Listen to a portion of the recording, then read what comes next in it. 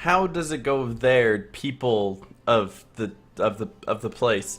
It's your pal Mega Snoop bring you Corporate Clash. Woohoo! And today I am here to announce for the first time ever, you heard it here first, folks, Outback Wins! What do you mean I'm a couple days late? What do you mean? Alright, listen, I haven't been making videos on anything lately because I've been too tired and too busy and I just haven't had time to sit down and make a video. Like the entire day yesterday, my girlfriend was streaming and she was sitting right there and I didn't want to sit here being all like, how's it going, everybody? It's your pal Mega Snoop, while she's trying to stream to her lovely audience. So I was polite and I didn't. And then I had work, so that's why I couldn't do it at night. And then I came home and went to sleep right away. Okay, that's a lie. I came home and I ate half a bag of Doritos and watched Parks and Recreation, and then I went to sleep. Same difference, guys. But the real point being that Outback won, and we're gonna get 4 new tunes into this game from the Outback species: koala, armadillo, kangaroo, and the kiwi bird. And listen, I know I haven't been on this game a lot, and I know everyone else hasn't been on this game a lot. I get it, guys, I get it. But you know what? Whenever there is something on the game, it does take my interest and I do want to see it. Which is why today, right now, I'm actually streaming it because I want to do all the side quests. I'm hanging out with my pal, Mr. Gear Up, and we're doing the side quest that came out on Sunday. But if you're watching this any other day than the day that it's uploaded, that's not the case. Don't listen to me. Go about your merry day. But can I just say, is anyone really surprised that Outback won? Anybody? Anybody? Like, we knew from the get-go that like a majority of people voted for Outback, and a majority of the higher tier players who were fighting more cogs were the ones contributing the most. All were for Outback. There was like maybe a couple for Barnyard, but Outback was just so overwhelmingly supported that it's like, okay. And then there was different competitions that for the most part Outback dominated, except for the last one where it's all like more people from whatever team doing the quest will have the entirety of their team's amount doubled, and Barnyard ended up winning that, and they still didn't come anywhere close to beating Outback. But I think that's just because of the fact that like most of the people who were doing most of the work were playing for the first like couple weeks of the event, and then barely anybody's been on the game since then.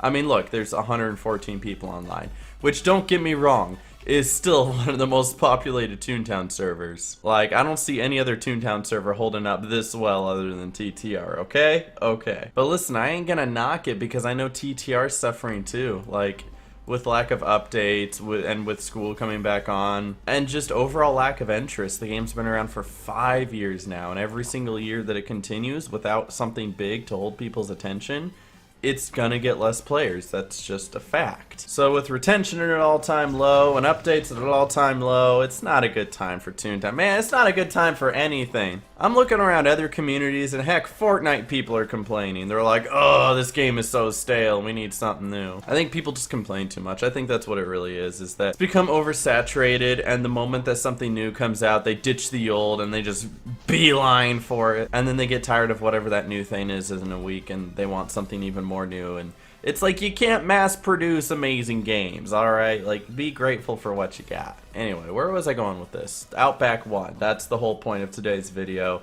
Outback won. We're getting 4 new species in this game. Maybe that'll bring people back to play it again? I don't know. But I know that they have several other events lined up before the end of the year, so if you are still interested in a Toontown, Corporate Clash has some new things coming out. TTR had Toonfest, and that's good for like grinding merits and stuff with the Merry multipliers, but I don't know what else they're doing. Like, supposedly field offices come out at the beginning of next year, but not really, because who knows when those are actually coming out. And I still don't understand TTR's live stream. Like, I didn't even watch it. I know a lot of people are like, did you watch it? Were you gonna watch it? Why weren't you watching it? Why weren't you streaming it? It's like they literally just live streamed something that they did 4 years ago, and it's exactly the same as it was 4 years ago. And I guess at the end, they showcased one of the props that was gonna be inside of the field offices, and it's like, that's not a surprise. I'm sorry, I'm not excited about that. That's like Corporate Clash being like, bro, look at this new lamppost that we're gonna put in Barnacle Boatyard right here. Look how... Nobody cares. Nobody's looking at that. Once it comes out, you're not even gonna notice, I guarantee. What would have been a good leak is if they were, instead of live streaming the event they did 4 years ago, live streaming themselves testing the current build of field offices. live stream themselves showing off the brand new ice one. That is what would have been good, alright? That is what they needed to do. I don't know, everything's gotta be a surprise though. I'm rambling and ranting. I've gotten way off point at this point. Outback wins! Leave a like, folks. I'll catch you in the next video. Stay awesome. God bless and peace.